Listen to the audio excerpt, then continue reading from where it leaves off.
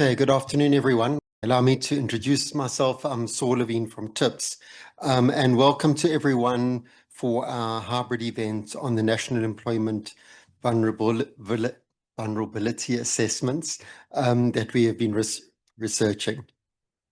We call the assessments NEVA for short, which does create some confusion in TIPS, but that's fine. This event contributes to building a learning network on climate change and its impacts. We will be hosting a couple of other events of this nature in the coming months, and we'll send out notice and circulars on that. What we've seen is that the impact of climate change and the decisions taken to reduce emissions will have an impact on workers and communities in multiple value chains. TIPS, as part of a UK-PACT funded project, has undertaken research on 5 key value chains that will be impacted. These include the coal value chain, petroleum-based transport, tourism, metals, and agriculture. The overall aim of the project is to provide insights on vulnerable communities, workers, and businesses can adjust to climate change and the related impacts. The aim of the research has also been taken to better understand the employment vulnerability, and we're going to be presenting that research today. We've got all 5 papers that have been going to be presented, and in those papers we look at the nature of the vulnerable groups in the value chains, who they are, where they stay, their incomes, their assets, education levels, and similar. We're also looking at the nature and timing of some of the climate-related impacts in each of the value chains. The reports at this stage have been largely developed through desktop research and are updates from an earlier set of research that TIPS undertook in 2018 and 2019. And following this engagement, and we look forward to robust inputs from the audience, and we'll also be undertaking other consultations. We'll finalize these research reports, which will then be submitted to DFFE, the Department of Forestry, Fisheries and Environment, and the UK-PACT as funders. DFFE will then take forward the process towards policy development, and TIPS from our side will publish the final research reports. We'll also make the PowerPoints and video of the seminar available on our website. The next phase of this project which is the team are currently busy with, is the development of the sector jobs resilience plan. So now that we understand the vulnerability, what are the plans then to consider options to protect vulnerable groups that may lose their jobs or livelihoods as a result of climate change impacts, but also how it relates to the physical effects or transition to alternatives. The analysis that we've undertaken in these employment vulnerability assessments will inform the SJRPs, and we'll host a seminar in beginning part of next year to present those research reports. I also just should acknowledge our funders for the project, which is the UK-PACT and FCDO. So without them, we wouldn't have been able to undertake this research, and the support that we get from them, as well as from DFFE in guiding the project. Also, just to note that as part of the project, and just generally, we comply with certain safeguards. So we've got our policies put up on the wall in the room, but that's really to make sure that we comply with fraud prevention, modern day slavery, prevention and the protection of children in the way we do our research, and to make sure that we comply with these globally required standards. The policies are available should anyone want to review them. In terms of the structure of our session today, we've got 2 panels. So we'll have the first panel, which is Danae, Govender, Nokwanda, Maseko, and Michael Hector, who are economists at TIPS. Nokwanda is a senior economist at TIPS. And then we'll have Tanya van Meelis from COSATU as a discussant. After that session, we'll then go to the session 2, which Muhammed, Patel, Rivett-Carnac, and Neva Machetla will be the discussant. Sorry, Muhammed and Kate will present their their Neva, and then Dr. Machetla will then be the discussant. We'll have some discussion after both sessions, and then we'll conclude towards the end of the afternoon. So thanks everyone for joining, and then let me hand over to our first presenter, which is Danae. Thanks.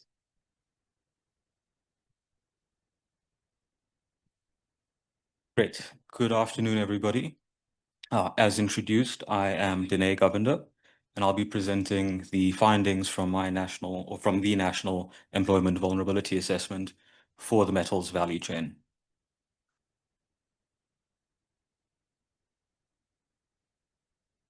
So just for some context before we dive into it, as I'm sure we all know by now, South Africa's metals value chain is under growing pressure as the shift to a low-carbon world exposes its dependence on fossil fuel-based energy.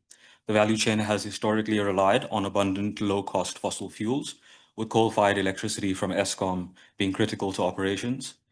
Coking coal is also critical to primary steelmaking, and open-cast mining relies quite heavily on petroleum-based trucks. Now, this energy profile leaves the value chain exposed to transition-related risks, which will raise costs and limit production, potentially leading to mass job losses, and a failure to respond could devastate workers and communities reliant on the value chain. Just for some additional context, the main sub-value chains considered in this assessment are platinum group metals, gold, iron and steel, chrome, manganese, and aluminium. And apart from aluminium, the value chains span mining, smelting and refining, and downstream manufacturing, with scrap metal also serving as an input. So what we'll go through in this presentation on the metals value chain is its economic contribution and employment numbers, its energy dependence, the emissions profile that results from that energy dependence, risks facing the value chain, where those risks are from policies that target emissions, the exposure to risks. Will then highlight vulnerable groups and pull out recommendations for the sector jobs resilience plan. So, as I'm sure we all know, the metals value chain has been critical to South Africa's economic development, and it is quite lucrative. In 2023, sales of metal ores were over 540 billion. In 2024, value added from the value chain amounted to 455 billion rand, which is roughly 7% of total industry value add. And in the same year, exports across the value chain amounted to 47 billion US dollars, which is around 42% of total exports. Regarding employment, in 2024, the metals value chain employed 570,000 people. This is down from around, this is down from around 850,000 in 1993, where that decline is largely due to the decline in gold mining. With regard to proportions, employment proportions across the different segments of the value chain, we see that the mining segment accounts for around 65% of total employment, whereas metals and metal products account for 35%. In terms of its energy dependence, as noted, South Africa's metal sector has historically relied on cheap fossil fuel-based energy, with coal-fired electricity, coal, and petroleum being critical to operations. Regarding energy intensity, which is calculated as energy costs as a percentage of total costs, we see that in mining, energy-related costs range between 7 and 13% of costs. For some electricity-dependent smelting operations, utility costs reach 43% of production costs, and in ferroalloys production, these costs can reach as high as 60% of production costs. The dependency is less pronounced in coal-based smelting, where energy costs are between 13 to 15% of total costs. And at the refining stage, utilities account for around 13% of total costs. So this energy dependence has given rise to a notable emissions profile. Here we see that the metals industry accounts for the largest share of South Africa's industrial process and product use GHG emissions at 51% in 2022. And within that context, iron and steel production and ferroalloys production are the largest contributors to the metals category. And although there has been some renewable energy uptake in the value chain with further plans for expansion, the energy and emissions intensity among entities within the value chain remains largely unchanged from 2021.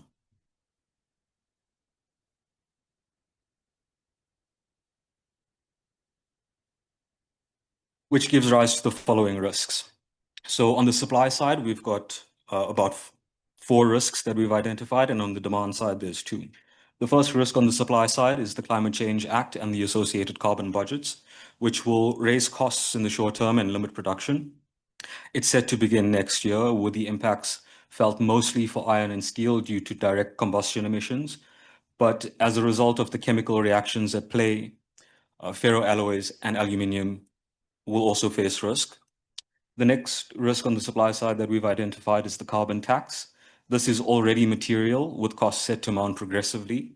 Adverse impacts are currently for steelmaking, but it could affect electricity-dependent processes should Scope 2 emissions be penalized as the carbon tax evolves.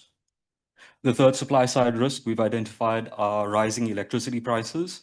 This too is already material, and it's material due to factors outside the transition, but it could be fueled by the transition as proposals to ensure the price neutrality of electricity runs, under the carbon tax runs until the end of 2030. And this will be particularly problematic for electric arc furnace steel, ferroalloys, and aluminium.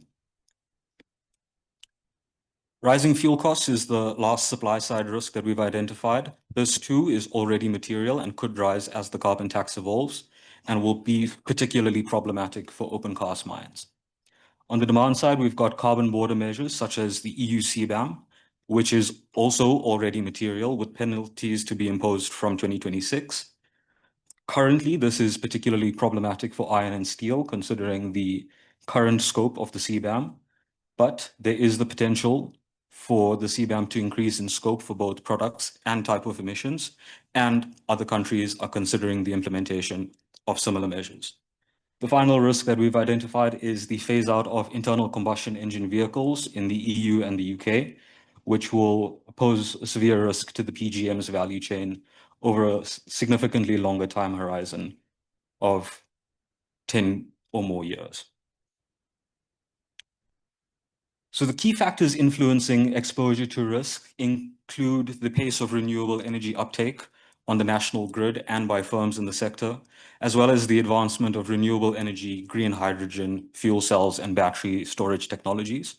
By segment, electricity and carbon-intensive activities such as smelting, refining, and steelmaking are highly exposed, while mining is generally less vulnerable due to a lower electricity and emissions intensity. By commodity, iron and steel, ferroalloys, and aluminium are highly exposed due to high carbon intensity and electricity dependence. Platinum group metals face potential demand loss from EV adoption in some of our important export partners. And the effect of climate-related pressures on gold is unclear, but it is in a long-term decline due to resource depletion. Regarding vulnerable groups, we note that workers in primary steel, ferroalloy, and aluminium production face high risk in the short term, and this is because operations are energy and emissions intensive and are thus exposed to transition-related pressures. Workers also have lower financial, human, and social capital compared to mining. However, they are relatively better off than the rest of the economy, and they tend to be located in more economically diversified areas, so which means that, in theory, potentially displaced workers could find another job.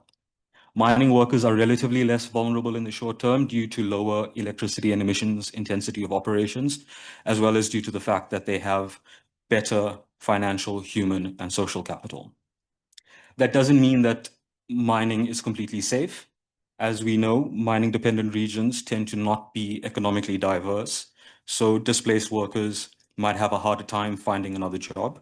In addition, local businesses often rely on nearby mines, so potential mine closures could adversely affect broader communities. And arguably, the worst of these effects will be felt in regions where mining and smelting are co-located.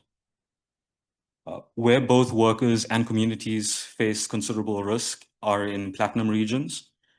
And that's because in the long term, those dependent on the mining, smelting, and refining of the metal will see a decline in the demand for the finished product, that is catalytic converters, associated with their value chain.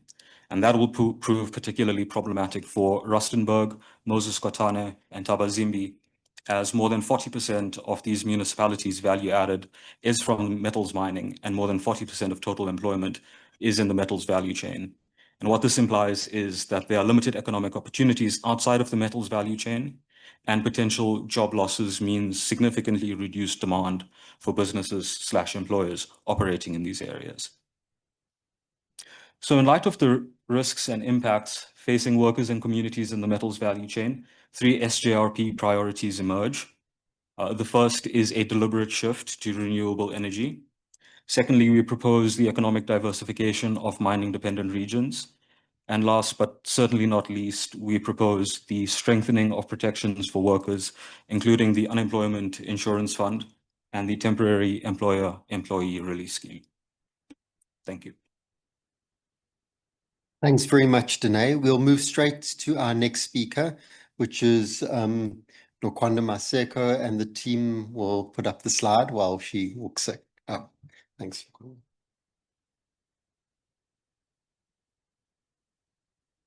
Afternoon, everyone. As Saul has mentioned, my name is Nokwanda Maseko. I'm a senior economist here at TIPS, and I will be presenting on the petroleum-based transport value chain. So in terms of the outline, I will be showing the background and scope of the value chain, looking at the major trends as well, dimensions of the climate impacts, the nature of vulnerability, as well as the vulnerable groups. And then just to close, I'll be looking at some of the key takeaways from, the research and the presentation.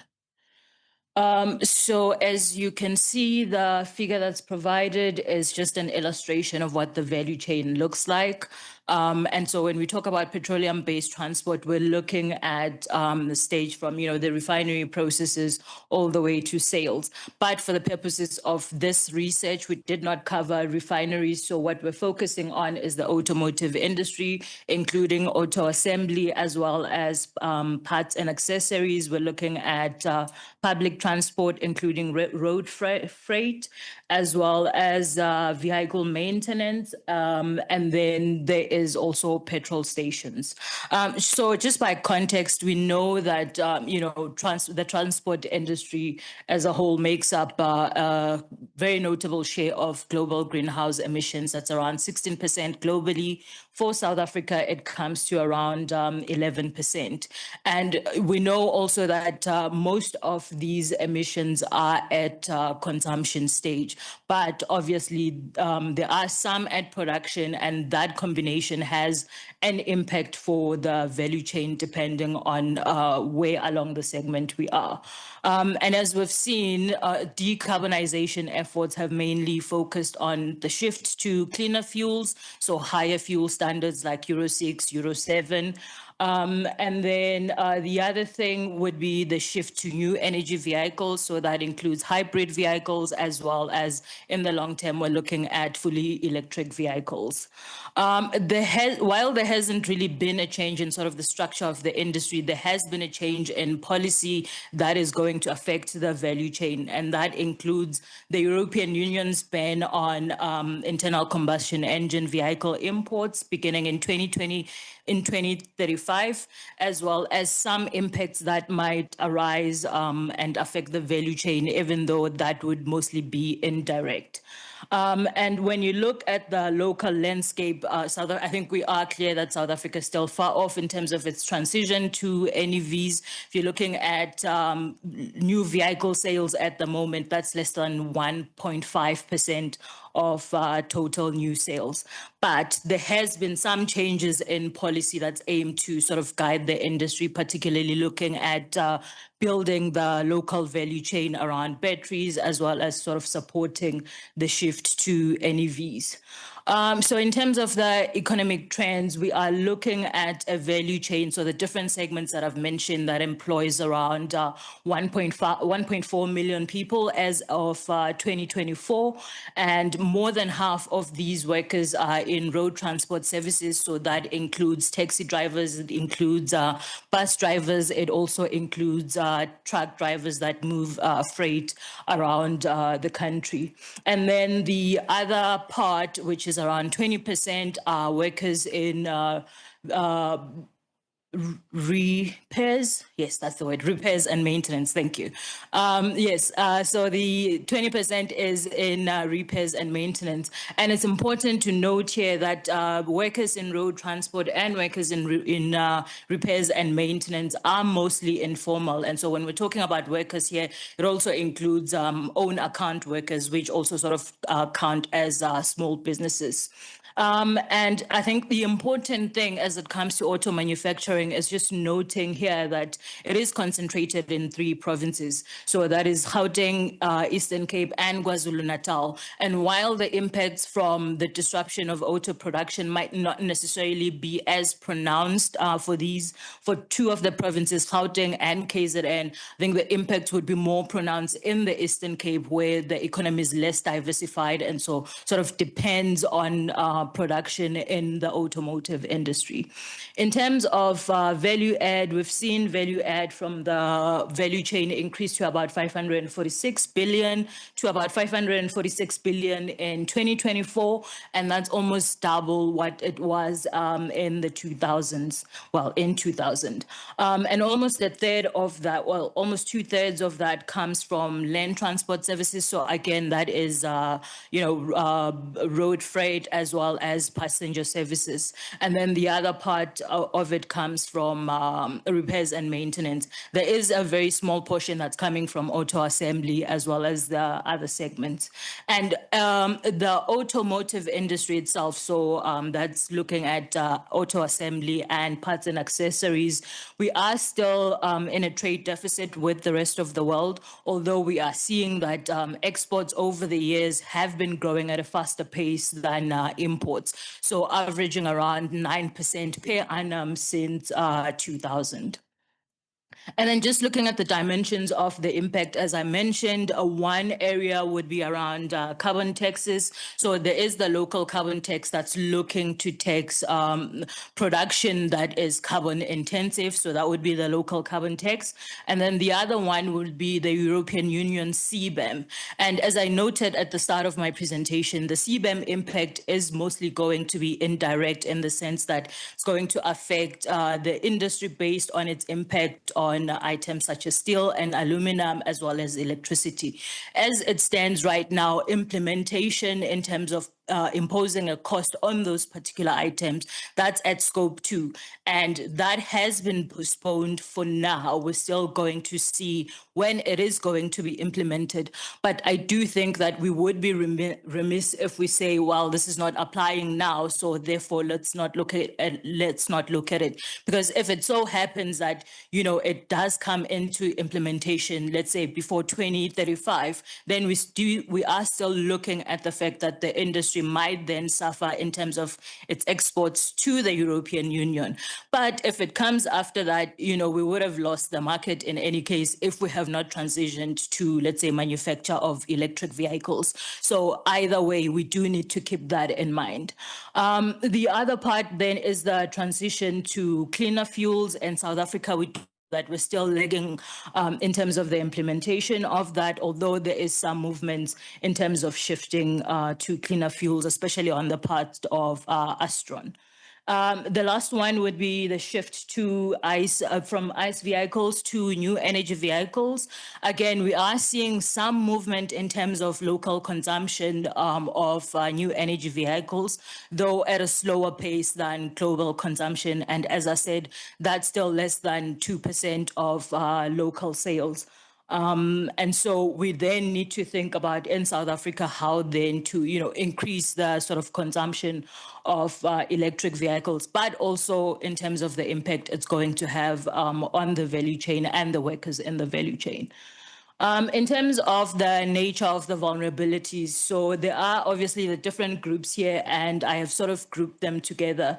As I mentioned earlier, we're looking here at land transport and repairs and maintenance. And based on the criteria that Saul mentioned earlier, that I'll clarify again in my next slide, I think those particular two segments would be the most vulnerable. But in terms of the nature of the vulnerability, I think on land transport, what's important to note is that, first of all, those workers are obviously more likely to be in the informal sector, but where the cost there and the impact is going to come from is, the cost of electric vehicles obviously is very expensive.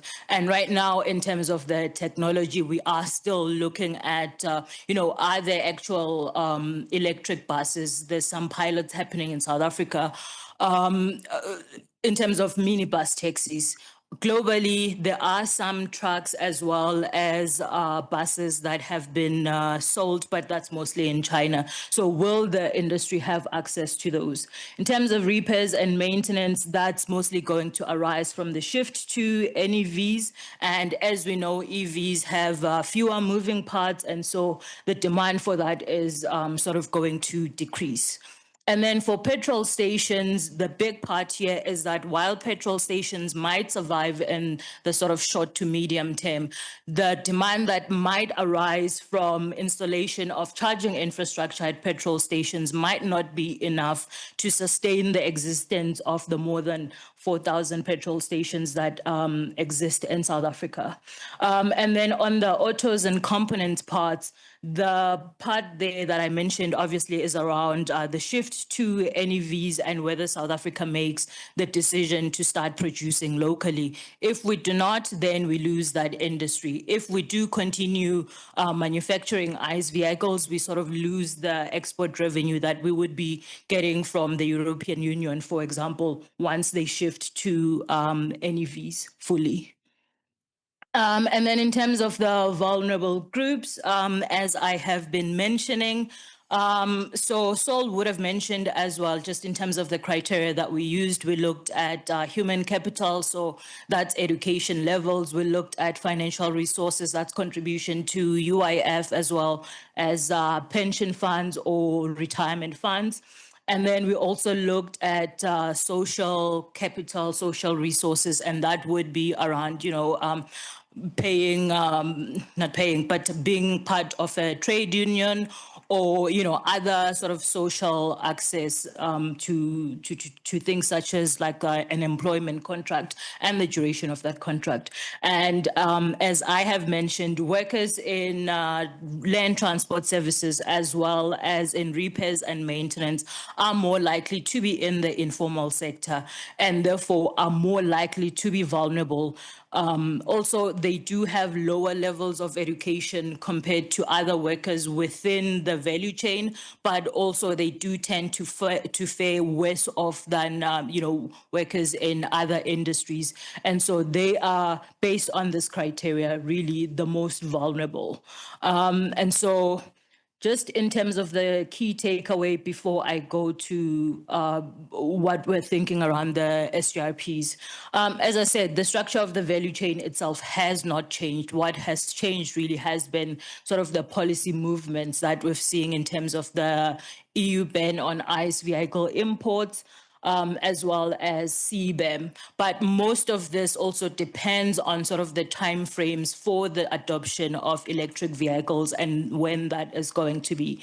And so when we're talking vulnerable workers, what we really are looking at here would be around workers in repairs and maintenance as well as in land transport. And that's also trying to figure out, how do we then get taxi drivers to have access to actual taxis? And some of the models that we've seen that exist is around the taxi recapitalization program. So how can we restructure that perhaps to help with the shift for land transport workers? But yeah, that is my presentation. Thank you. Thanks, Nokwanda. As you can see, the presentations are short and sharp.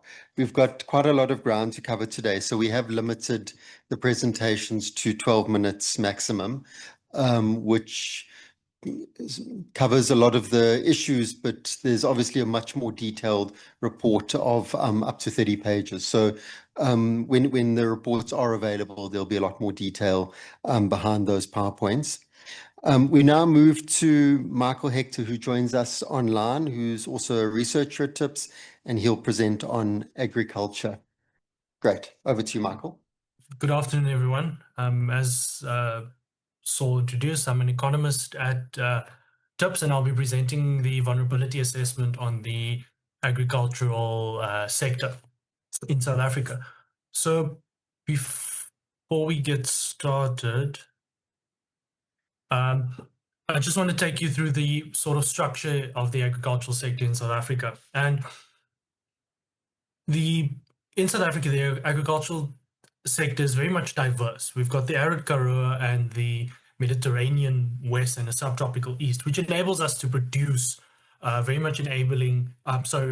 producing very much differentiating horticulture, field crop, and also livestock.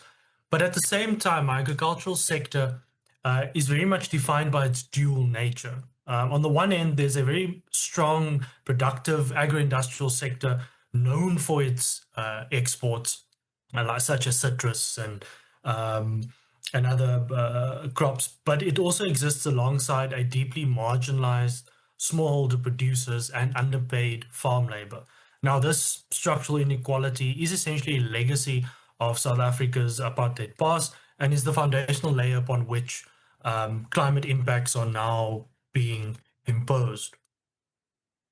And essentially, the agri-sector is very much highly exposed to climate change. There's a whole discussion to have around that, but unfortunately, we do not have time for that. But on the one end, agriculture contributes to climate change, but it also is affected negatively by climate change. So in South Africa, what we see when dealing with climate change is essentially an adaptation gap, where commercial farmers who have the financial resources can invest in smart smart technology. However, we've got smallholders in regions like KwaZulu-Natal and Limpopo that are highly vulnerable due to their lack of financial resources. In terms of employment in the agricultural sector, as of 2024, the agro-industrial sector in South Africa employed around 840,000 people.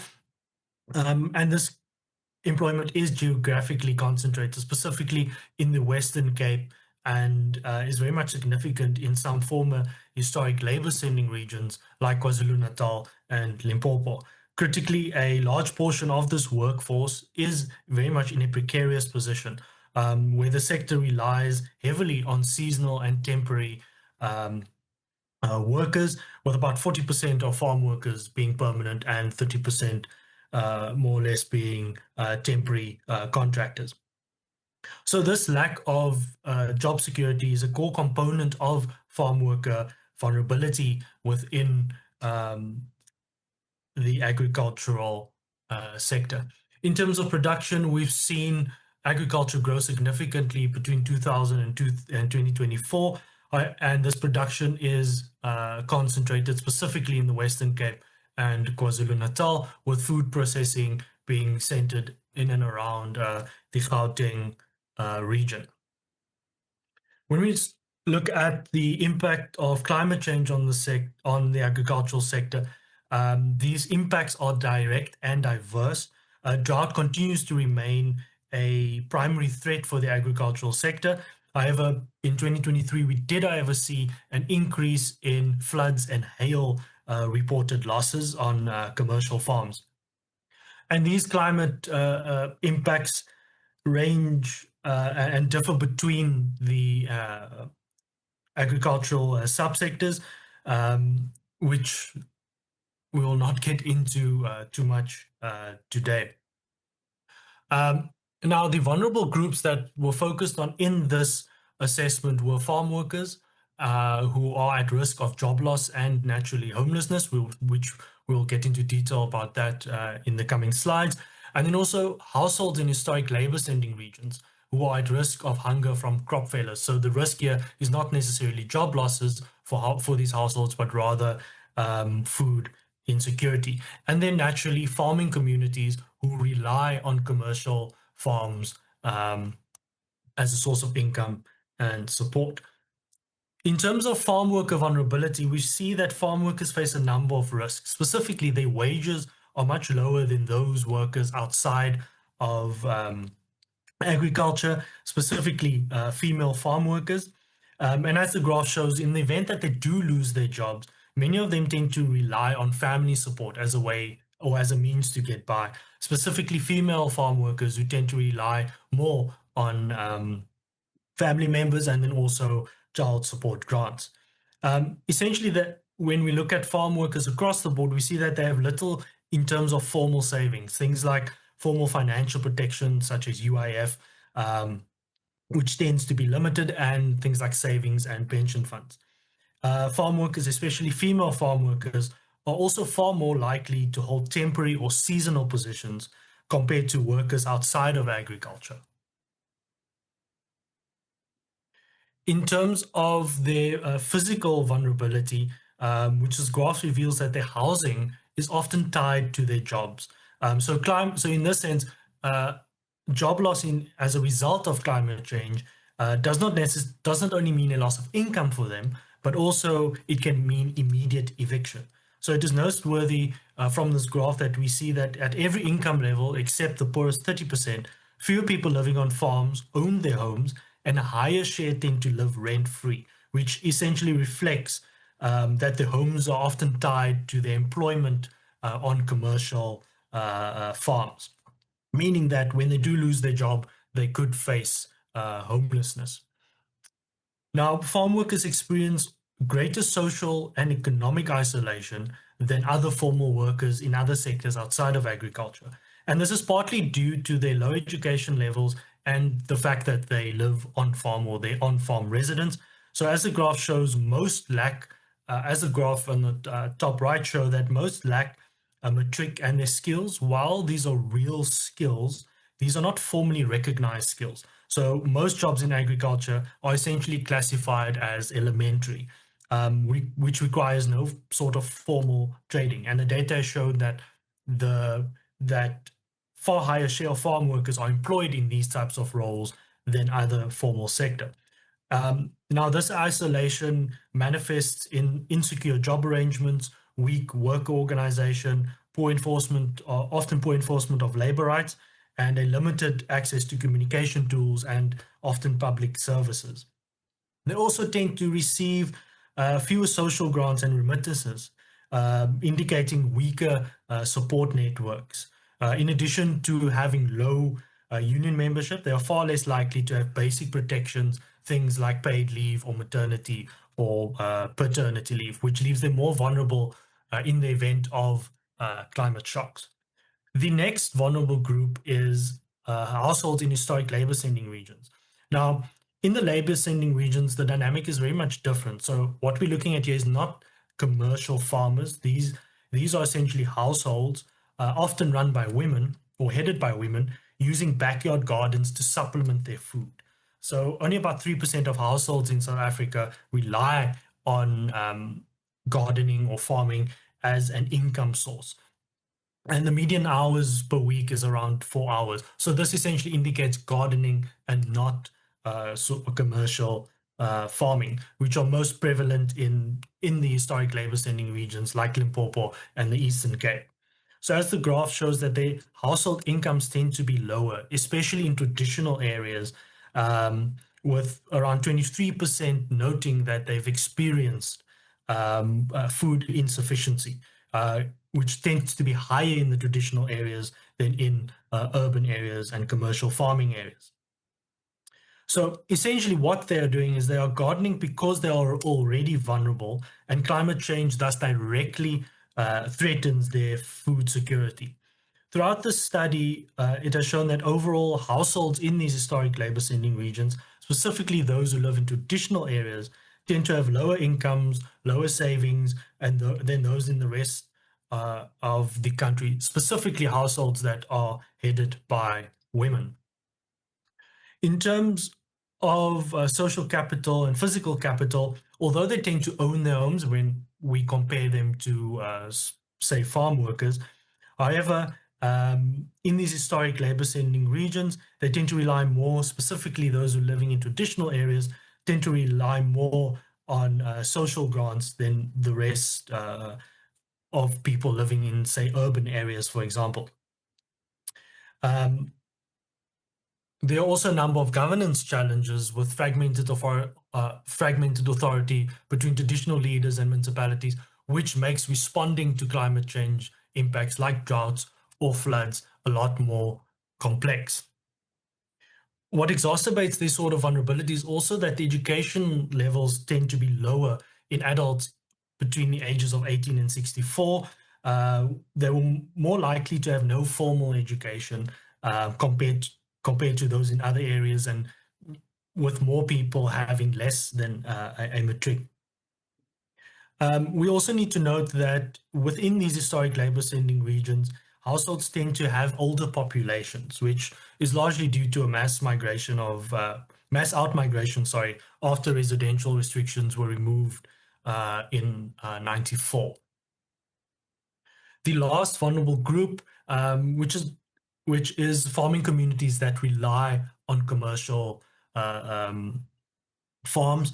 So beyond these individual households, we see that entire communities are at risk, specifically towns in places like Central Karoo, and horticultural towns in like Elgin in the Western Cape, which tend to be threatened by increasing temperatures and things like winter chill. Now, data on this community survey from 2016 is rather outdated, so it has been quite difficult to get specific data on those communities. So lastly, just in conclusion, what we do see is that climate is a risk multiplier, which tends to deepen inequalities within these areas. And for the SGRP, we have to start thinking around targeted transition support for farm workers, taking into account that their houses are often, or the employment and housing is often tied together, which requires a different type of response going forward. Thank you. Thanks very much, Michael. I now move across to Tanya van Meelis from COSATU, who also joins us online, who will be a discussant on these papers and on the issues raised. Tanya? Thanks very much. I'm just checking that you can hear me and that you can see me. We can hear you clearly and we can see you well. Super. And Thanks very much. Yes, pity they're all backwards, but I could read them to you. And in fact, they're speaking very much to the point on what we're speaking about today, which is who is most vulnerable and how do we protect them? The work that you guys are doing is critical in this respect, because through doing these vulnerability impact assessments or vulnerability assessments, it helps identify who's most at risk. And what's important about that is it allows us as unions to develop strategy, and I'll speak a little bit about that. But importantly, it must help inform policy in terms of what government is doing, what measures they're putting in place to mitigate risk, but also what resources they're putting in place. This needs to take place both at a local level, but also has implications for the international negotiations that government is embarking on now. One of the key things that I hope these vulnerability assessments do is facilitate further social dialogue. They provide a basis for engaging further. And it's critical that Labour, government, and business engage on the work that you're doing now so that we can move forward on the basis of facts and analysis. We can supplement, we can add. Where people disagree, we can disagree. But the point is the work done, and I have to commend you, Saul, and your entire team, is solid work and really good work. There are a few things that I would want to just ask each researcher, I don't want to be too long, but on the research on the metals value chain, I found it particularly useful that you identified areas that are particularly vulnerable, such as Rustenburg. It helps us point to where we need to take those local engagements further. But what I would love to know from you is two things. The one is that there's been indications from government that they will be lowering electricity prices for ferrochrome. How does this impact your vulnerability assessments going forward? The other thing that I would like to know from you, and this question can run through to others, is it points to areas where there's going to be significant job loss. I'm seeing it quite, there's going to be job loss or less job loss.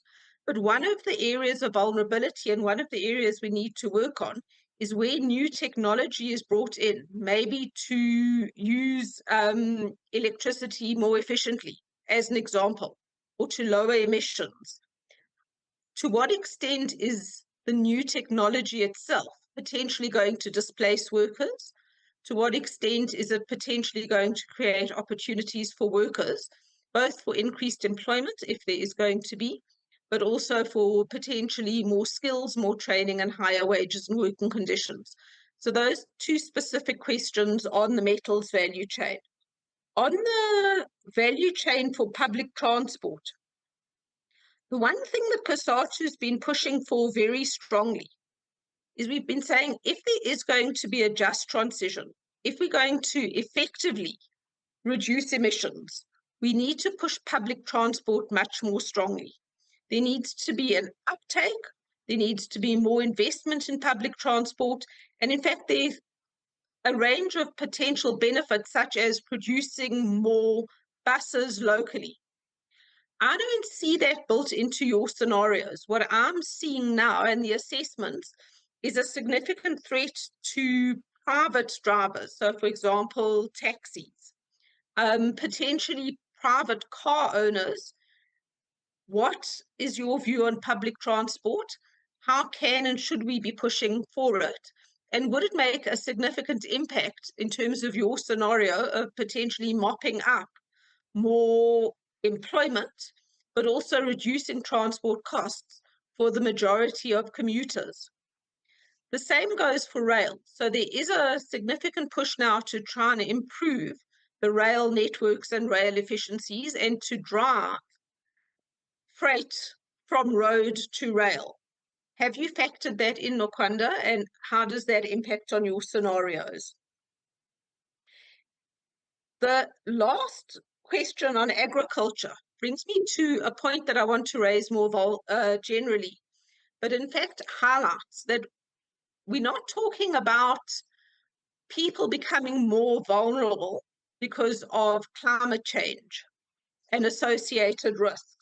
You used a term that I significantly liked, and I jotted down, and now don't know where I put that piece of paper. But the risks are somewhat multiplied now with climate change. We're already talking about vulnerable workers.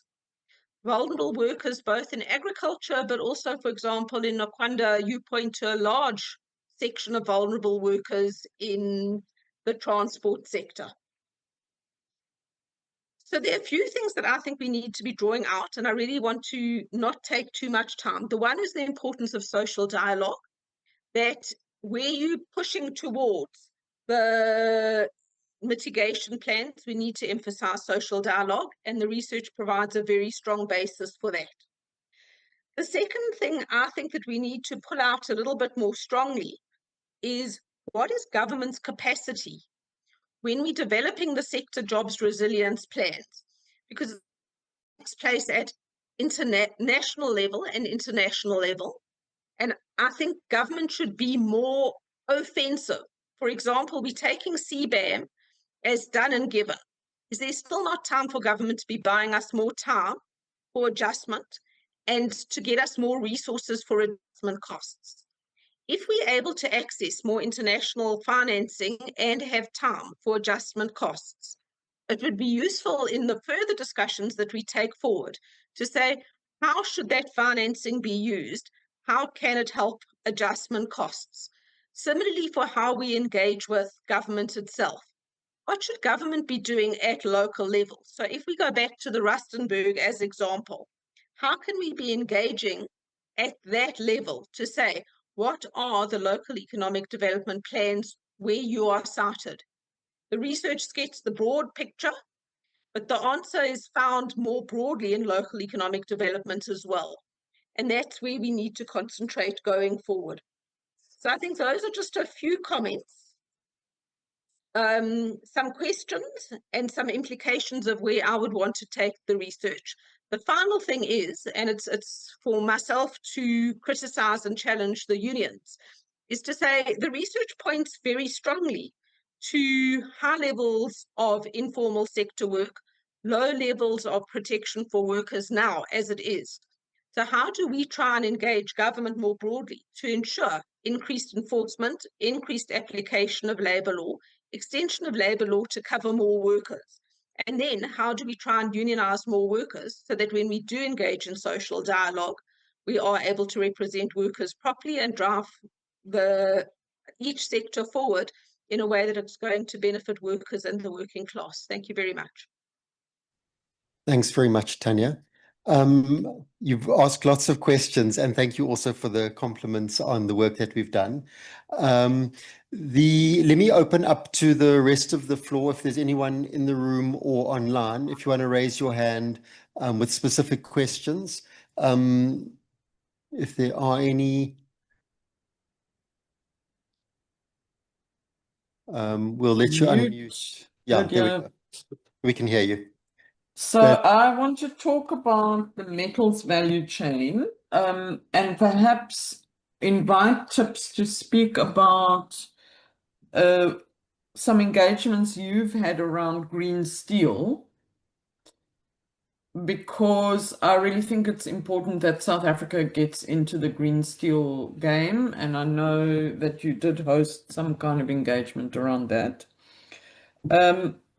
I also think that for our metals value chain, this is the sector, that and cement, are the sectors that are hardest to decarbonize. There isn't an easy technological solution for them. And so this idea that, South Africa has an overall amount of emissions that we're going to allow ourselves to emit by 2050, which we call our national carbon budget, we need to ensure that a lot of that is kept for these hard to abate sectors. And at the moment, the way things are working, the carbon budget is being captured by the coal sector, which does have technological solutions, in the transition. So, yeah. I think that's an important thing that labor and industrial policy and so on needs to think about. Then one other comment, WWF, the NBI and C40 cities convened something called the Alliance for Climate Action South Africa. And that alliance has put out electric vehicles advocacy piece. And we are strongly recommending that public transport and government fleets and freight last mile is an easy transition to electric vehicles. And then you create enough of a domestic market for domestic manufacture. Thanks. Thanks, Louise. Vuyo? I'm muted. You were unmuted and then you muted again. Hello, can you hear me? We can hear you now. Thank you. Most of the points I wanted to raise have been raised, but I just want to kind of throw the cat amongst the pigeons for a while. And it's not a question, it's a comment. Most of the things have been said. Let's look at what was presented under the metals value chain. The first thing that I would like to want to ask is, what the last super cycle, commodity cycle, which include the mining value chain, was driven by China urbanization. What happens to us should the Agenda 2063 work out and AFCFTA works? What do we do? Do we stop that industry or not? Given that at the peak, when it's an urban pull to industrialization, which means there's an urban pull from the rural urban pull. Urban rural pull is driven by industrialization. What will we do? Why am I asking that question? Is that I'm asking because we seem to be following a program that is not ours. What do we learn from China? I'm not saying develop now, pollute now, clean up later, but what do we learn? And the last speaker raised a very important point that says that we need to think about technologies that can innovate. Then the other issue that I want to ask on the other value chains, I missed the other one because I had a meeting somewhere. The world is reorganizing. There's a very interesting paper written by Kaplinski and Morris about the world that's reorganizing. The global value chains are changing from being largely global in that they are regional. We have a re-regionalization. And there's something I've written on that. I don't want to share it right now. What happens to our agricultural value chains under those conditions and the cycles that we are taking towards decarbonizing our economy? I don't think, in my opinion, we have really, as Africans, thought this out other than joining the bandwagon. So I would like to hear what the others think about that. Thank you. Thanks very much, Vuyo. I've got a question from the chat from Gwyn, who asks, have the opportunities in the agricultural sector offered by the information ecosystem been considered? Climate monitoring and carbon measurements and mitigation activities have, etc., take data according to ground level. The infotech has changed. There's an agri-services industry in the wings waiting to be developed. So that's from Gwyn. I'm going to now allow the presenters to give a short response. And then I'll also ask Muhammed to come in on green steel because he has been working on that, as Louise had alerted us to. I don't know if we should go in the order in which we spoke. It's probably easiest. So let's start off with Danae, and then we'll do Nokwanda, and then Michael, and then we'll move into the session 2 with the next presenters. Sure. Thank you to the audience members for their questions. I'll start with Tanya's second question on the metals value chain regarding new tech and the potential opportunities that it provides to the value chain. I perhaps could have done a better job in the presentation of elaborating, but this will definitely come out a bit better in the sector jobs resilience plan when we talk about economic diversification and the potential uses of some of the metals. We know that steel, aluminium, critical for the components of renewable energy technology. If hydrogen fuel cells would require proton exchange membrane electrolyzers to actually make the hydrogen fuel, and also some benefits of including manganese in lithium-ion batteries to improve their properties. With regard to the lowering of the electricity price for ferrochrome smelters, admittedly, I did not include that in the vulnerability assessment. I will go back and revise on the potential impacts there, but I think it's something that I could also build on the sector jobs resilience plan. With regard to the question on the AFCFTA, definitely many opportunities available there. But as we know, South Africa has committed to reducing its emissions. We've got our nationally determined contribution and the various incentives that lead us to that target. So I think, you know, it is quite critical that we decarbonize whether, you know, markets are available or not. Sure. I think I've covered all the questions. Thanks for the questions and comments. So Tanya, on your question that you also directed to Danae on the technologies, I think the big one here would obviously be the shift to NEVs. That's going to be the sort of technology that then results in the most job losses. And so part of what we're going to do with the SGRPs is trying to figure out how we can mitigate some of those job losses. On the issue of public transport, yes, that is a very important thing to raise, that those numbers are also catered for in the land transport numbers that you would have seen in the presentation. But I will say that, yes, public transport is also a consideration here. I think, though, as we do the SGRPs, we need to think clearly around sort of the implications for employment. So one thing to think about is, there's around 200-something thousand taxi drivers. And so when you think about putting those in sort of buses, like one bus takes one driver and it's a 69-seater bus, already those numbers are sort of not balancing. So even if we do move some of those taxi drivers to drive buses, we are still going to have people that are not in employment. And so it does matter that we then consider what technologies are out there that can be used by the taxi industry. And already, as I mentioned earlier in my presentation, there are some pilots happening. And so I think those technologies are going to be there. It's just going to be a matter of cost. But yes, public transport is, in terms of municipal public transport especially, that's going to be one of the considerations that we talk about when we do the SGRPs. Yeah, that would essentially be the question from Tanya. Michael? Yeah, thanks.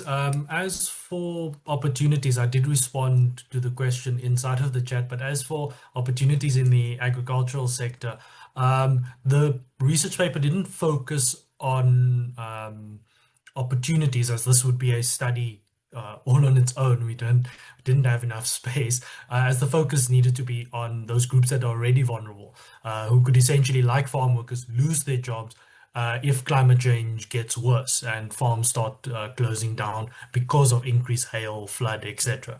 And I hope that answers the question. Thanks. Thanks very much, Michael. I'm going to ask Muhammed to come and talk on green steel while we set him up for his presentation on coal. So you can then just jump straight in to coal once you finish talking on green steel. Thanks. Okay, so Luis asked a very reasonable question, and the question is, if we have a potential technological route for decarbonizing the iron and steel value chain, like green steel, like you mentioned, then is there not an opportunity for us to transition workers from the existing incumbent industry towards that future decarbonized route? So in terms of we've been doing work through different avenues around green steel and decarbonizing the iron and steel value chain in South Africa. And a few points. Firstly, there's a great appetite amongst the industry to decarbonize. Currently, we know about roughly half of production, give or take, is the blast furnace route, which is generally the energy-hungry, carbon-intensive route. So, there's a potential opportunity there for decarbonization if we could transition that existing infrastructure towards green iron and steel production. However, this is a very technologically complex exercise, and it's highly capital intensive. The current technological routes that look at decarbonizing steel production take different forms. So the decarbonization can happen at different points throughout the process. And the ability to switch and transition workers will be sensitive to which processes prevail as commercially viable. A lot of the testing and the piloting is still happening, so we don't have full commercial viability as yet in the country, at least. But this is something that is being developed, and I'm sure will be fleshed out further in the policy proposals. Another element as well, and this spans across the employment vulnerability assessments, are the age of the worker force, existing skill sets, etc. So all those factors do need to come into play when we consider transitioning workers in the value chain towards a new technological route. I think I'll leave it at that for now, but we can always pick up this discussion later. So my presentation is going to be on the coal value chain. Certainly not a new value chain under study for decarbonization issues and just transition issues. The coal value chain has received a lot of attention since the beginning of just transition analysis, given the carbon intensity of the value chain. So, like other colleagues have mentioned, we conducted an update of the initial NEVA analysis, and essentially it's using value chain approach. Disentangling the value chain and looking at key trends and where vulnerabilities lie. Just as a reminder, that the origins of the just transition and the NEVA and the SJRPs are rooted in policy. So it's the National Climate Change Response White Paper of 2011 that almost sets the basis for the development, or rather it sets the basis for the development of NEVAs and SJRPs as a mitigation mechanism, specifically employment mitigation against climate change impacts. And as colleagues have mentioned, this is the vulnerability assessment stage, which is the first component, and then the policy proposals, which is the SJRP step, or the second step follows on the basis of the vulnerability assessment. So my presentation, I'll take you through, the value chain, some of the trends that we've seen, since the previous assessment was done, some of the key issues and where the vulnerabilities lie, and then I will conclude. So this is just a basic schematic of the value chain, and just to try and understand how the coal value chain operates in South Africa. We start with coal mining on the left, roughly around 230 megatons produced annually. Most of this is consumed domestically, and most of it's consumed by Eskom, so power generation, and Sasol with its petrochemicals plant in Secunda. Sasol has some degree of insulation in this respect because of the vertical integration and the fact that they own coal mines. However, Sasol does procure from the open market to top up any deficits. The remainder domestically goes to other industry. So about 16% in volume terms of coal is exported. Through the Richards Bay coal terminal, and this occurs via rail from Mpumalanga to Richards Bay. However, it accounts for much more in revenue terms. So in excess of 20% based on the average exports over 2020 to 2025. And this points to the importance of exports for the domestic industry, for the domestic coal mining industry. Another important point I'd just like to mention is also, and this is not, South Africa is not alone in this respect, is that the coal value chain is highly regionalized. So it's concentrated in Mpumalanga, although newer developments, seek to find coal resources in Limpopo, in the Waterberg area. But current production and historical production has always been focused in Mpumalanga, and specifically 4 municipalities, which I'll detail in the next slides.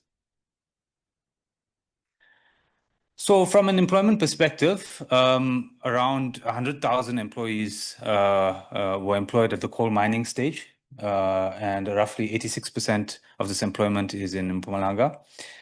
In terms of the key value chain participants, so Eskom and Sasol, around 12 to 13,000 workers are directly linked to the coal value chain.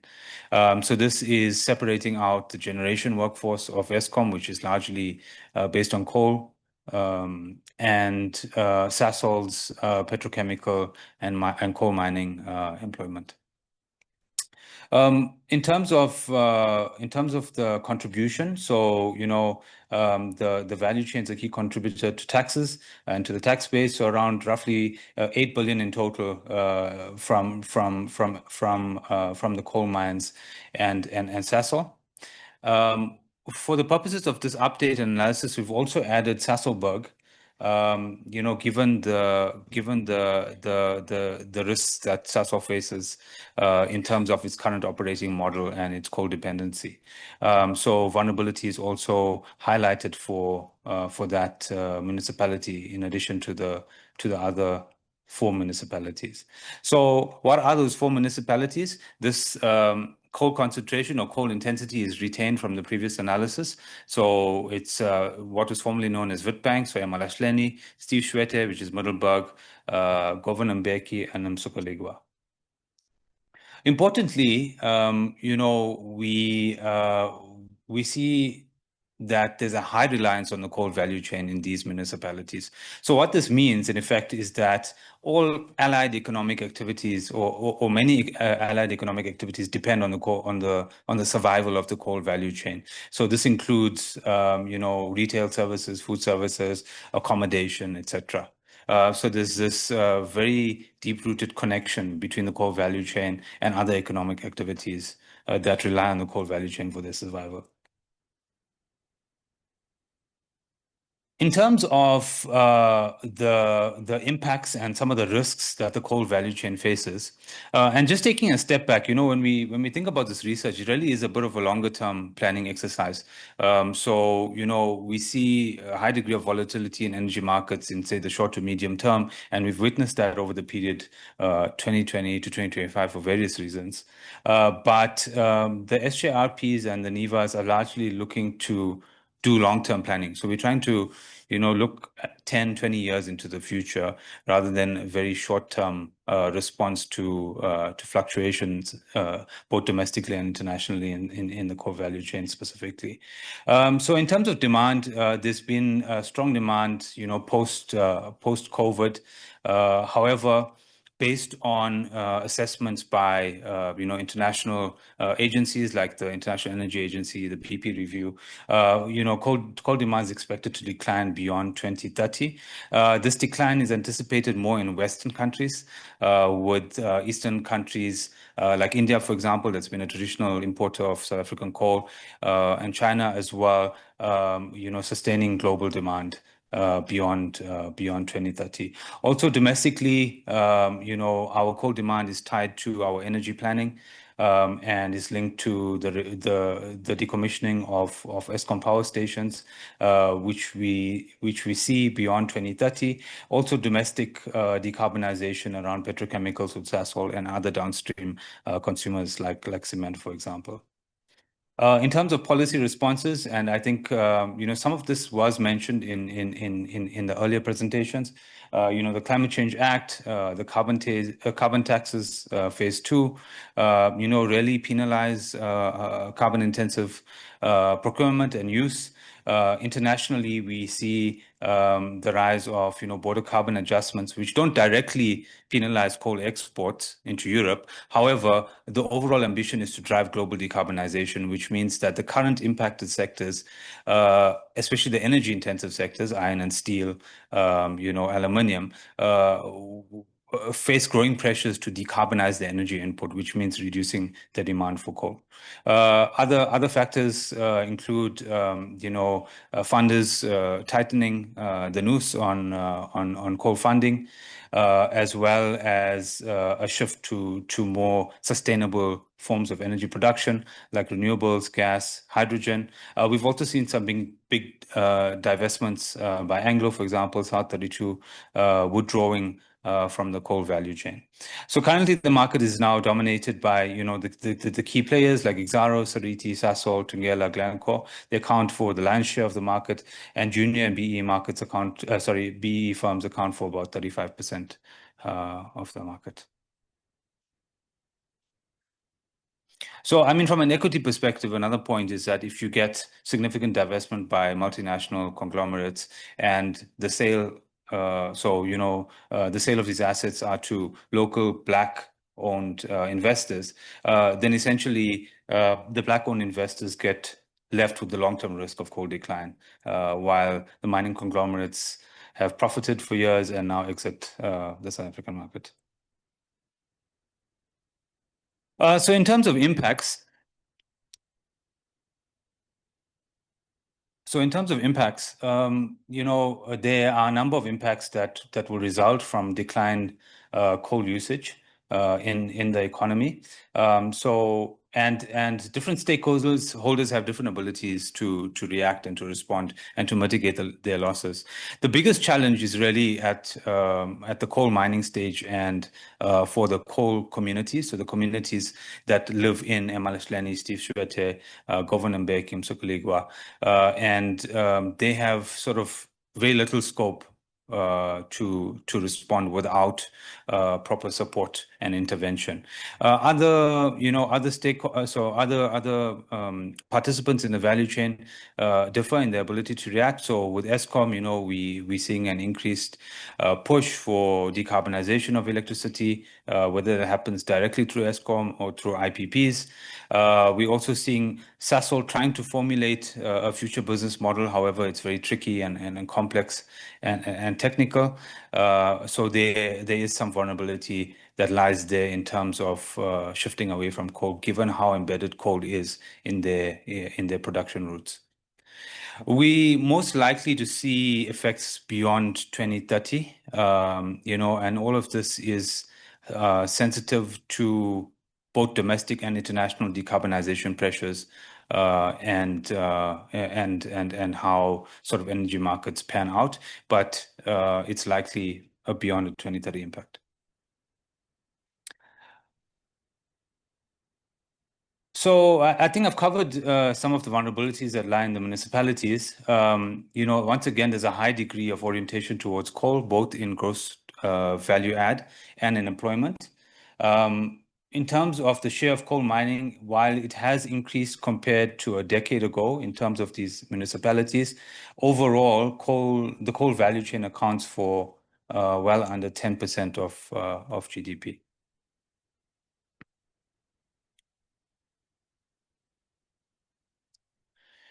And then, I haven't pulled graphs on each of these because we've done quite an extensive analysis in terms of the vulnerabilities. And, as I think Nokwanda mentioned, there's various elements we look at in terms of elements with job security, financial capital, etc. But just to give a high level view of some of the vulnerabilities. So we look at this in terms of physical capital, financial capital, human capital, and social capital.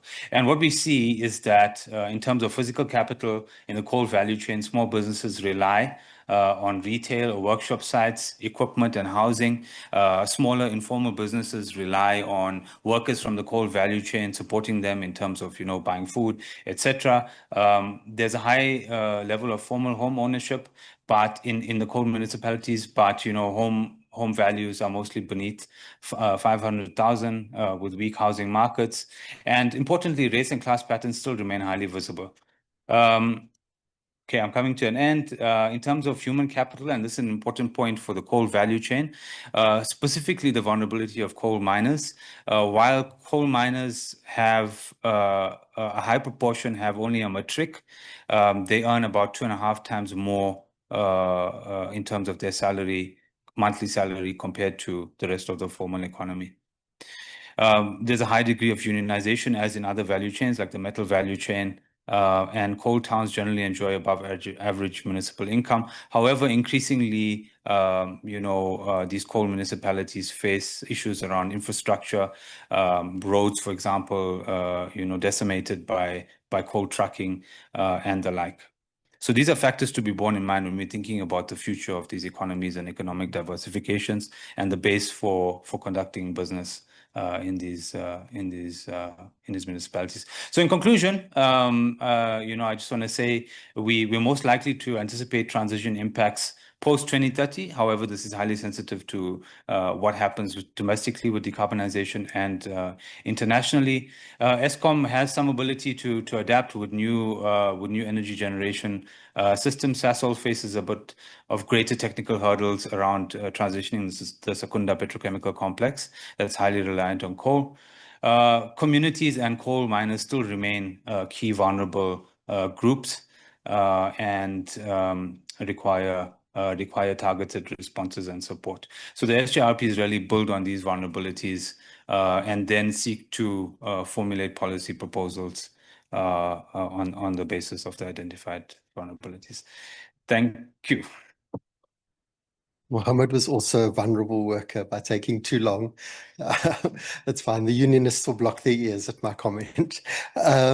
So yeah, thank you very much, Muhammed. There will be a longer session on the coal value chain that we'll have on the 5th of November. And I think we may have already sent out a notice for that event. So there will be an opportunity to fully explore the complexities around that value chain. We now move to our last presentation, and that's by Kate Rivett-Carnac, who's an independent consultant to TIPS and is an expert on the tourism sector. And she'll be sharing the NEVA on the tourism sector. Thanks. Over to you, Kate. Thanks. Can I just check that you can hear me and see my screen? We can hear you clearly, like you were not in Kigali, and we can see your screen well. Okay, excellent. Hi, everyone. I'm going to be talking about tourism. I just want to start by clearing up a few things around tourism. It's a funny sector because it's consumption-based. And then I'll talk about employment by industry, geography, climate, and I'm mainly going to look at supply-side vulnerability, but I'll talk briefly about demand side, and then worker characteristics, and finish with some concluding comments. So tourism, as I said, is a consumption-based sector. So that means it's sort of all the industries where tourists buy goods and services, and a tourist is someone who travels outside their normal environment for not more than one consecutive year for any purpose other than work remunerated in the destination. So they can be foreign or domestic. Just in terms of data, and you'll probably see it in the accompanying graphs, you can see there was a change in 2019. That's actually because one of the data sets was changed.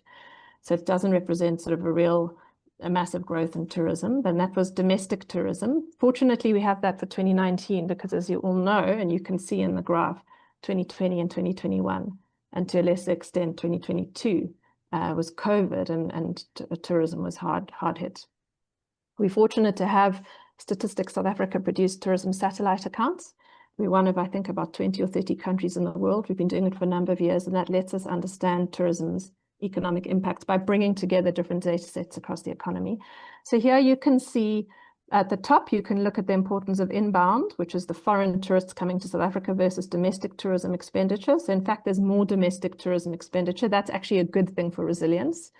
And you can see that the GVA and GDP percentage, so it sat at around 3.7% of GDP. Tourism in 2019 was back to 3.5% in 2022, and I think has largely recovered now. The TSA is unfortunately a few years behind. If we look at jobs, you can see that tourism is more important for jobs as a percentage of national than for GDP. So we contribute to around 4.8 or 4.7% in 2022. And 2022, we'd nearly recovered all the jobs from 2019. So that 2019 was 775,000 jobs across the different industries. If you look at the bottom graph, it gives you a sense of where the jobs are created by tourism consumption. The accommodation at the bottom in blue, and then food and beverage. You can see that there are lots of jobs created in road transportation by tourism consumption. And that's because, as I said, tourism is travel for any other purpose other than work remunerated in the destination. So there are lots of jobs there, although they're a relatively small share of overall jobs in road transportation. Yes, and you can see the same for retail trade. So quite a lot of tourism jobs in retail trade, but not significant for retail trade overall. Sorry, which brings me to my next slide. So industries rely on tourist consumption and other consumption. And the highly tourism-dependent industries, in fact, are more highly skilled, which is a good thing for vulnerability. So we're talking about air transport, travel agencies, where you have relatively low numbers of employees who are skilled and typically located in metros where they're insulated to a certain extent. I'm going to spend the rest of this presentation talking about jobs in accommodation and F&B. They're more vulnerable. They're significant together. They're 34% of all tourism jobs. And tourism demand is responsible for 50% of these jobs overall. More than that in accommodation and slightly less in F&B, where, for example, if you go to a restaurant or a cafe around the corner from your house, you're not a tourist, so you're critically important for that industry. If we look then at accommodation and F&B jobs spatially, on the left you can see the provincial location of those jobs. And unsurprisingly, Gauteng, it's the darker blue bar, Western Cape, very important. KZN, which actually, based on the data, grew.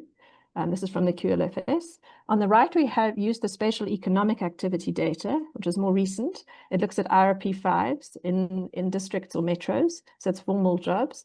The top graph shows you the growth in jobs. Sorry, the top graph shows you the most important areas for jobs for tourism. So where was the most jobs? And you can see City of Cape Town followed by City of Joburg. And then the circle shows you the growth between 2019 and 2024. So City of Tshwane, for some reason, had 20% growth in tourism jobs. You can see a decline in eThekwini, which I'll come to in a moment. The bottom graph looks at the most tourism-dependent districts. So here, the circle is the share of local employment that is in food and beverage and accommodation. So, for example, in Okhahlamba, which is next to the Drakensberg, you can see 17% of jobs were in accommodation and F&B. And again, those are formal jobs because it's RP5 dependent. And you can see that many of these areas are next to the coast, next to mountains, or next to wild areas. So it's wildlife tourism, nature-based tourism, critically important. We've got, I think there are 4 or 5 areas in the Western Cape on the coast. We've got a couple of areas next to Kruger. We've got Stellenbosch, where the wine and proximity to Cape Town, I guess, with beaches, etc., and the mountains is important. Which then takes me on to this. Now, this is looking at the table looks at the number of foreign tourists per province who visit the most popular natural sites. It gives you a share of the foreign tourists in the province that visit that site and the actual number of visits in 2024. And you can see, for example, Boulders Beach, which is in Table Mountain National Park, 784,000 visits in 2024. You can see how critically important Kruger is to Mpumalanga's tourism. And then also to Limpopo. And for each of the provinces, in fact, those key nature tourism assets, typically national parks, but not exclusively so. You can see the North Coast in KZN, for example, is here as well. But really important in terms of demand attractors for foreign tourists, typically holiday tourists. So nature-based tourism is how South Africa sells itself globally. It's the main attraction for most foreign holiday tourists. That segment is worth about 20 billion in expenditure. This is using South African tourism's data, so it's not TSA data. And these attractions are vulnerable to climate change and the impacts of increasing drought, floods, wildfire, and sea level to a less extent in South Africa. Biodiversity is also at risk with key species threatened. And we've seen impacts already. We've seen the day zero drought impacted tourism tremendously. We saw 22,000 jobs lost between 2016 and 2017. KZN floods, of course, people lost their lives. Others were left unemployed. And I showed you that spatial tax data, which backs that up. Wildfires are a big issue everywhere in the country, particularly in the Western Cape, where it impacts on access to Table Mountain, for example.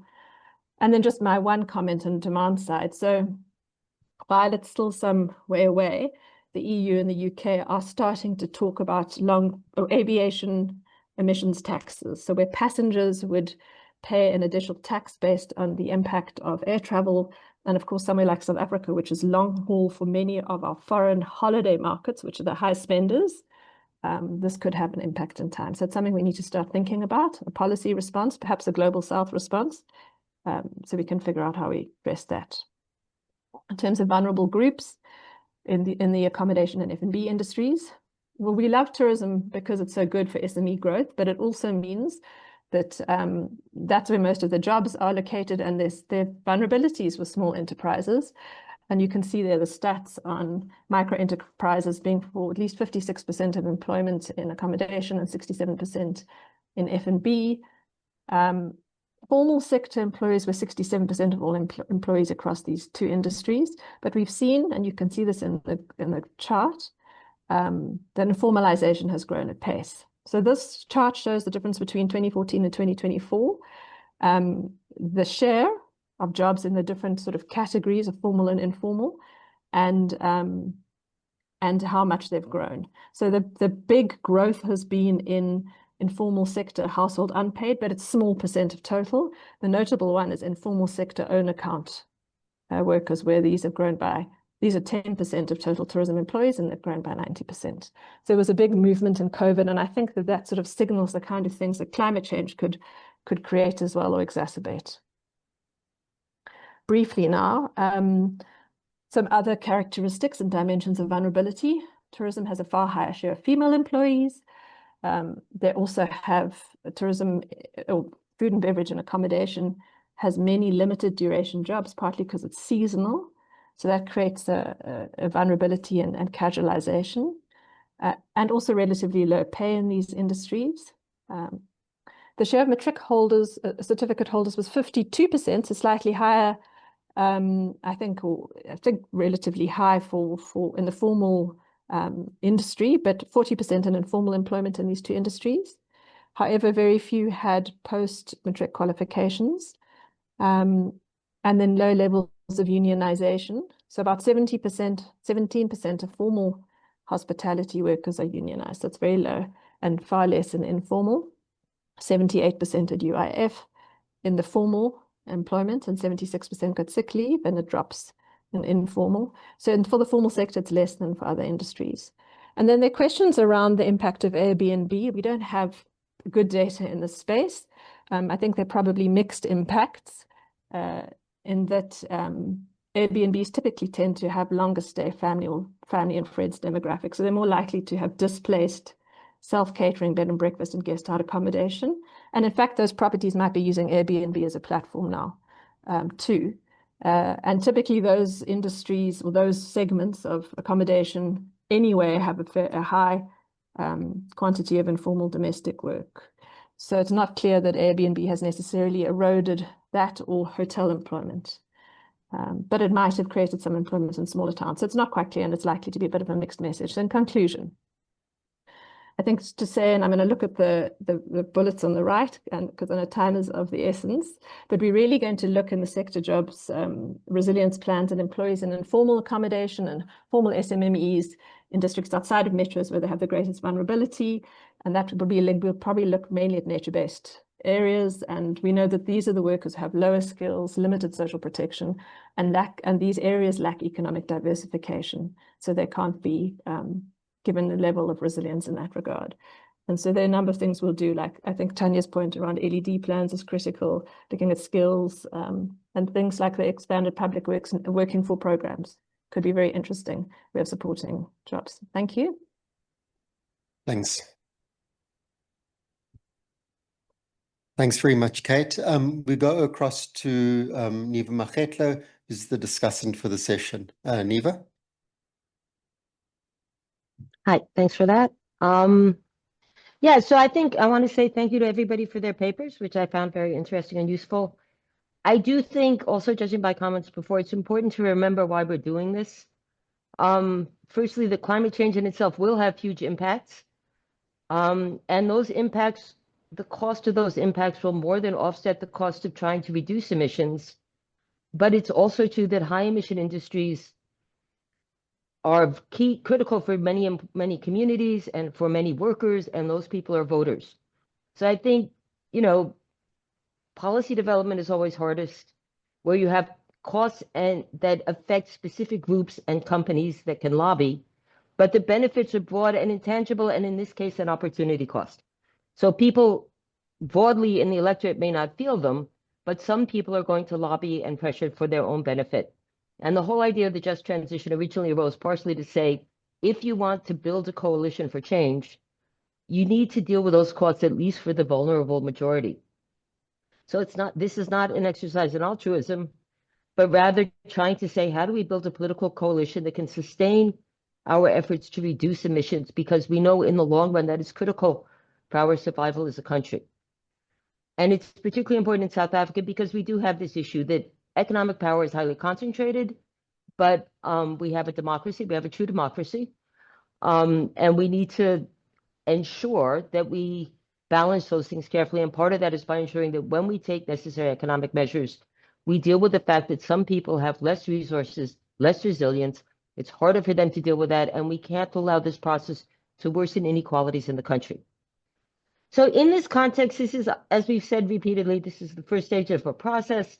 We're really saying, what are the impacts ceteris paribus, if you will excuse that? I mean, ceteris paribus is, as those of you who've done economics means, assuming no other change in policy. And then the SJRPs will point to what are the policy changes we need in order to deal with these otherwise likely outcomes. And the critical assumption is some people are more vulnerable than others. Companies, people with skills, people who have financial assets and so on are more able to adapt on their own than ordinary workers in most industries and their communities, that particularly if they're regionally highly dependent on a particular industry, as we see in coal. And in tourism, but as Kate said, it's really hard to get data together in tourism. And so the issue that, as you can see, we've been trying to do is say, what are the main resources and competencies that these affected groups have, as well as their weaknesses, which is why we focused, as Saul said at the start, on their assets, incomes, education, location, and also their ability to mobilize and take collective action in order to defend themselves. And again, in tourism, I want to keep emphasizing this because it's a real problem. Despite the satellite accounts, you know, it's really hard to get equivalent data for things like output and so on. And also, particularly because they're often put together by advocacy groups on one side or the other. So it's hard to say how reliable they are. And I think, as we've heard repeatedly, coal mining in particular is likely to be the most impacted because it's very hard for them, you know, they by definition can't move away from coal. They could try and promote carbon capture, but except for that, they have less vulnerability. I will say, somebody asked earlier, you know, Sasol also, although they were looking at other feedstocks, it's clear they're also running into trouble, and it might be worth really focusing on that going forward. Whereas Eskom, obviously, with the development of new technologies, if they're allowed to get into renewables and other kinds of energy besides coal, they should be okay. But the mines themselves obviously are producing a good that is not only depleting, but also likely to face declining demand internationally as well as nationally. I will say, though, that the problem with treating coal as a paradigm is, as we've heard, the other industries are often more regionally diffuse. And in tourism, for instance, it's really hard to use the data. I mean, Kate's done a good job trying to look at sites, but the fact is, to figure out which communities are in fact most dependent on tourism is harder than you would think from the data, even using something like Quantic that gives us estimates. And then finally, one last point, which I think has been implicit, but it's important to be explicit about this. You know, we always talk about this like these impacts will be felt tomorrow. They're going to be felt over at least a decade before it becomes really serious. I think it's important to remember that the recent acceleration in climate change, which we've seen in the past couple of years, is likely to make the problems worse, at least where there are direct impacts, as you see in ecotourism and, of course, in agriculture, and also in terms of infrastructure, which affects everybody. And you look at the flooding at the Durban ports, you look at the recent flooding in other areas, you know, these are all likely to accelerate, also wildfires. All of those things mean the impacts are likely to accelerate faster than we thought. Nonetheless, we do have at least a decade for adoption in most cases. And so that gives us time when we work on the SJRPs to say, what are the alternative technologies that would give people alternatives within the industry, but also how can we diversify into other activities that would give people opportunities in other industries? But I also think that the problem with the long time frame is it makes it easy for people to become more complacent and to mobilize resistance to any change and always say we keep kicking the ball down the road. And the next thing you know, we're in serious trouble as a country. And I think remembering that we're also facing other major challenges and geopolitical uncertainty, that makes any policy action more difficult. And I think in that context, it's really important that we think about how do we link this kind of work with the overall industrial policy and, in fact, with overall economic policy, because often these industries, as you can see with iron and steel, are facing, and also even electricity, they're facing multiple challenges. And it doesn't make sense to say, well, we're only going to deal with climate change. So, you know, we talk about the steel value chain. We need to talk about the impacts of climate change and climate change policies. But the fact is, how does that relate to Newcastle? There's actually no direct link to Newcastle, but closing down. But that's obviously also critical for the steel value chain. And we need to take it into account when we think about what is viable for the industry going forward. Thank you. And thank you to everybody for the papers. I found them very interesting. Thanks very much, Niva. I now open up for questions. If people online want to raise your hand to either make have a question or make a comment. I do have some comments in the chat that I can ask while people are contemplating their question. So the one that I've got here is from Ronald Rachosha, who asks, coal has been used as fuel and a source of carbon by South Africa and the world. Decarbonization is widely addressed by TIPS and other institutions. What are policy positions with regard to defossilization, i.e. replacing fossil fuel feedstocks in the chemical sector? I don't know, and then I've got a question from Lisa. Lisa, if you want to unmute and talk, go for it. Yes, thanks, Saul, and thanks for the presentations, which I thought were very interesting. So, I did this work for TIPS about 2 months ago about, as Neva was saying, Newcastle, and the fact that Newcastle also needs a transitional plan. And one of the things that came up quite starkly, and I think Neva's talked about it, is it possible when there are polycrises and poly degrees of vulnerability to say that those who are impacted by climate change need specific transitional support? And I think it is a question that you need to be thinking about quite seriously as you develop these plans. Should there be different plans for different sectors? Should there be different plans for different categories of vulnerability?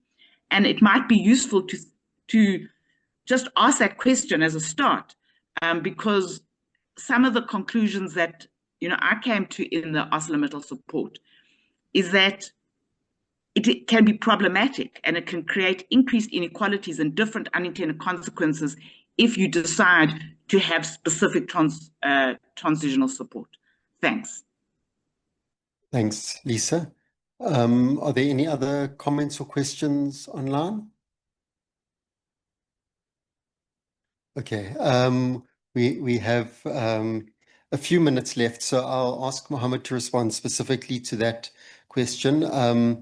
I don't know who we can ask to respond to the Lisa one. Maybe Neva, if you want to respond to some of that. Otherwise, I can attempt to. Okay, Muhammed.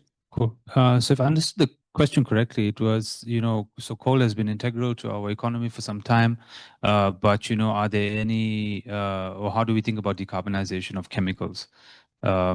So we've done some work around the petrochemicals complex in South Africa and, decarbonization options there. And it's inextricably linked to the decarbonization of Sasol. Why? Because Sasol, the Sasol Secunda complex is incredibly important in the chemicals value chain. The reason is because it supplies a number of downstream chemicals value chains like plastics, fertilizers, explosives, etc. So the input chemicals that feed into those industries are unsubstitutable at the moment, through a decarbonized route. So when we think about decarbonization options, it's across sort of the value chain. So you can look at the feedstocks that go into petrochemical production. So currently, it's coal, but you can look at potential of substituting with gas. When you look at other key inputs that are integral to the Sasol production complex, like existing gray hydrogen, for example, there's a possibility to switch to green hydrogen, and a project that Sasol is currently exploring. But each of these options has trade-offs and cost implications, and a lot of the newer technologies, have a cost premium. Given the lack of maturity and the lack of commercial or proven commercial viability. So like that, you move along the value chain, and you have various sort of interventions that can decarbonize. Another example, that was mentioned by Neva is carbon capture. Although there again, there's still a lot of risks associated with the technology, particularly the high level of capital expenditure that's required, the need for a sort of full value chain where there's the capture component, the transport component, and the storage or the utilization component. And each of those routes have different trade-offs, benefits, and risks. Circularity is another important element for the chemicals value chain. So like this, there's interventions that can happen throughout the value chain, but a lot of the time constrained by the technological readiness of the technologies being proposed. Yeah. That's the best of a high level decarbonization of chemicals that we can do. Yeah. Thanks, Muhammed. Niva, do you want to respond to Lisa's question? Yeah, I mean, I think, you know, we've always said, well, I don't think it's been raised that explicitly here. The fact is that many of the workers affected by climate change are relatively privileged in terms of their incomes, their assets, and so on, although not their education levels. And I think, obviously, particularly in the mining value chain, which is relatively capital intensive. So in contrast to the period before people got organized into unions, metals and mining are relatively well off compared to, say, farmers and many people in tourism, where they don't have unions and where they're relatively labor intensive, so there's severe downward pressure on pay. But I also, and then of course, they're the people who are unemployed, and they're the people in the historic labor sending regions who have virtually, you know, never had much and still don't have much. But I think the problem with that approach is, you know, it's fine for donors to say target the poorest 40%.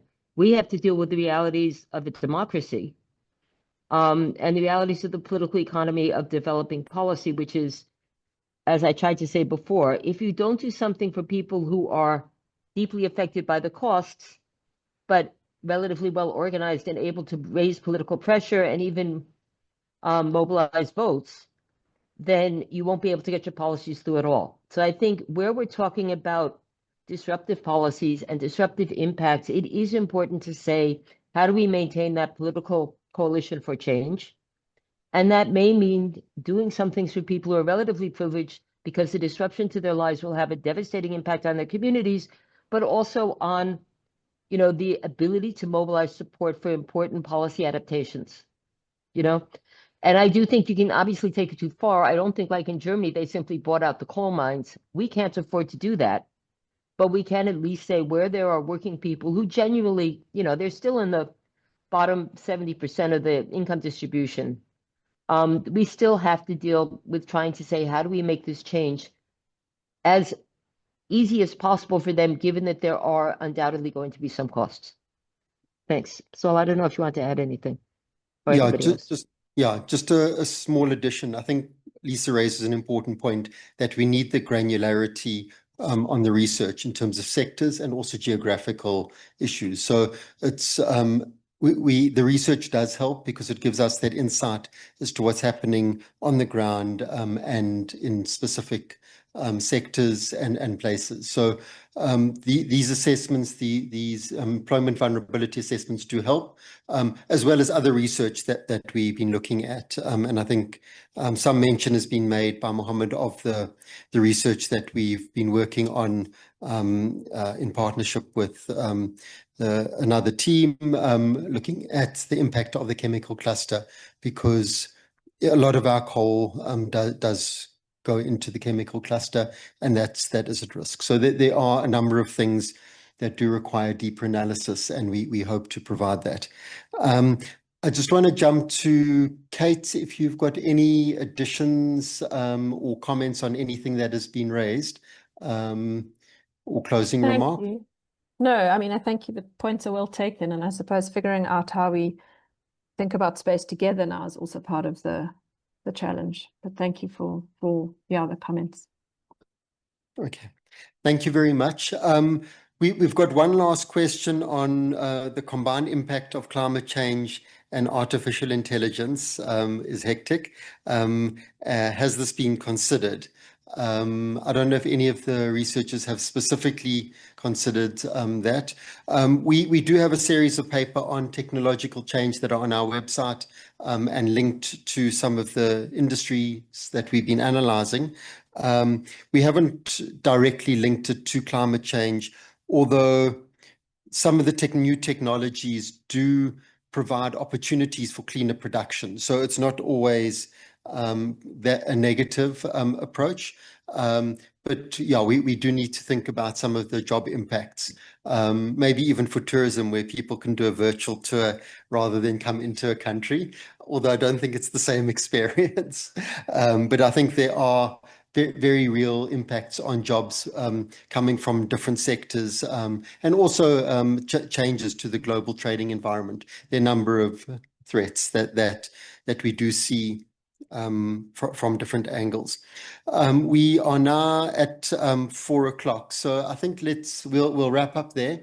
Thank you very much to everyone who's joined online and to our presenters. We can give another round of applause to all of our presenters. Thank you very much to our discussants who joined us, and thank you for the participation from everyone online and in the room. Thanks. Have a good afternoon.